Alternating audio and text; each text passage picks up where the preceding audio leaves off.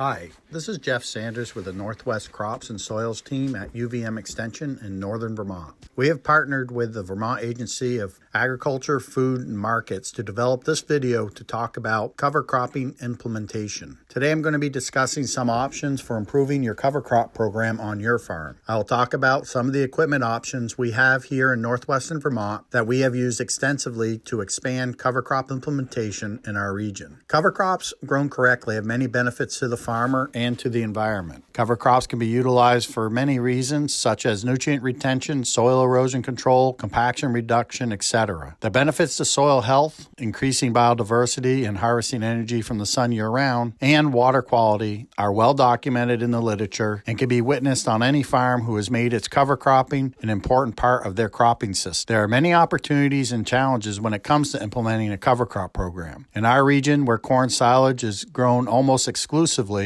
cover crops provide a way to sequester nutrients and reduce the potential of soil erosion. There are many opportunities and challenges when it comes to implementing a cover crop program. There are three major challenges associated with cover cropping in our region. First, the timing of a post-harvest application of cover crops when the harvest is delayed due to weather and climate fluctuations. Two, the establishment of interseeded cover crops in a corn silage system where shade and water availability may inhibit the cover crops from growing.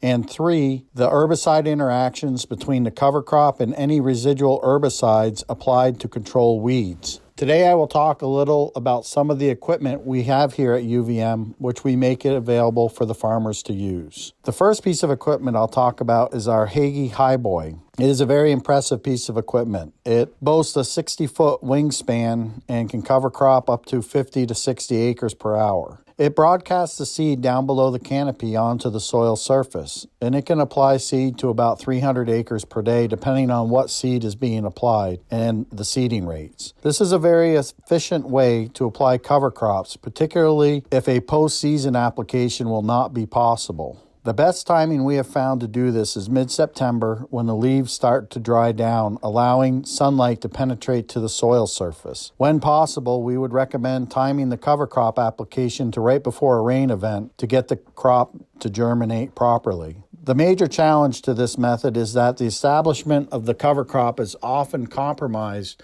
due to the shade and the drought during the late summer months. One way to address this issue through planting is to plant a semi-flex ear corn variety with a vertical leaf architecture, which will allow more sunlight to reach the soil surface. Also, planting the herbicide program for the inclusion of cover crops will help. That way you will not see the cover crop being damaged by the residual spray. Here at UVM, we also have two interseeders. One is the Interseeder Technologies interseeder, and the second one is the Dawn Biologic Duo Seeder. Both of these machines are designed for early season establishment of cover crops. The typical timing of the cover crop planting with these machines is around from V4 to V6 growth stage. This is when the corn is between 8 and 16 inches tall. These machines are essentially drills designed to seed in between the cash crop rows. This method works very well, especially in systems with limited herbicide inputs. It is not recommended that you interseed on fields with a history of weed problems. The weeds will outcompete the cover crops, or the herbicides used to control the weeds will prevent the cover crops from establishing. The use of interseeders allow for much more flexibility in cover crop species selection than a late season cover crop program, where our choices for seed are rather limited due to the short growing season remaining. It is recommended that when you select a species that you are going to use, that you keep in mind that it should be shade and drought tolerant. We have had good results using annual rye, radish, and clover blends. You need to keep the radish rates under 2 pounds or they will outcompete your other cover crop species and you may not have as much clover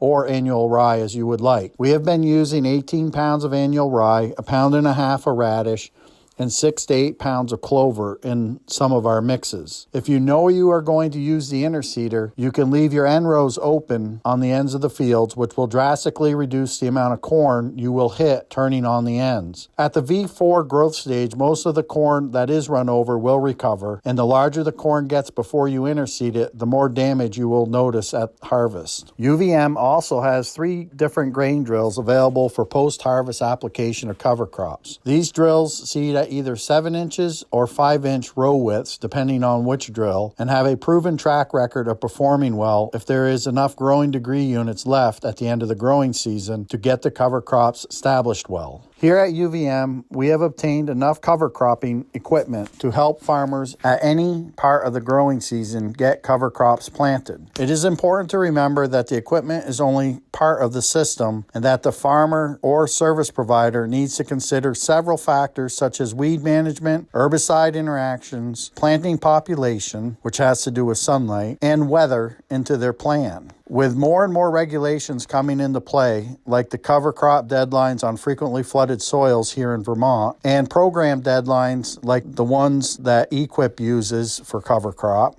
farmers need more viable options to be able to make their best decisions for their businesses. The use of cover crops has and will continue to grow across this region and the rest of the country as the agricultural community figures out how to best implement the practice. The benefits are sound financially and environmentally. The bottleneck has been hitting the right planning windows, and we hope that by introducing you to this equipment and making it available for you to use if you're in Vermont, we can help farmers expand their implementation of cover crops in this region. For more information, you can visit our website at the Northwest Crops and Soils team at UVM Extension. Thank you.